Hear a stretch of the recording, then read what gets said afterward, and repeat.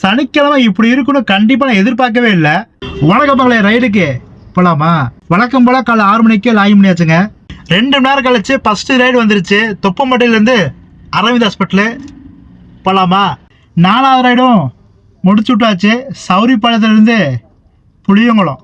7வது ரைடும் முடிச்சு விட்டாச்சு. அப் அண்ட் டவுன் ட்ரிப்பாக இருந்தது. 2.5 மணி நேரம் பேக்கேஜாக மாறி போச்சு. 8வது ரைடும் முடிச்சு விட்டாச்சு. தொண்டாமுத்தூர்லேருந்து ராமகிருஷ்ணா ஹாஸ்பிட்டலு. 9வது ரைடு வந்திருக்கு. 2 மணி நேரம் பேக்கேஜ் போலாமா? 2 மணி நேரம் பேக்கேஜ் 1 மணி நேரத்திலே முடிச்சு விட்டாங்க. 10வது ரைடும் முடிச்சு விட்டாச்சு. லட்சுமி மில்ஸ்லேருந்து வெள்ளக்கிணறு பிரிவு.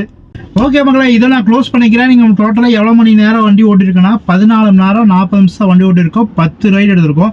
டோட்டலாக எவ்வளோ சம்பாதிச்சிருக்கோன்னா 3448 ரூபா சம்பாதிச்சிருக்கோம். இதில் ஜிஎஸ்டி போக நம்ம கைக்கு எவ்வளோ வருதுன்னா 3214 ரூபா நம்ம கைக்கு வந்திருக்கு.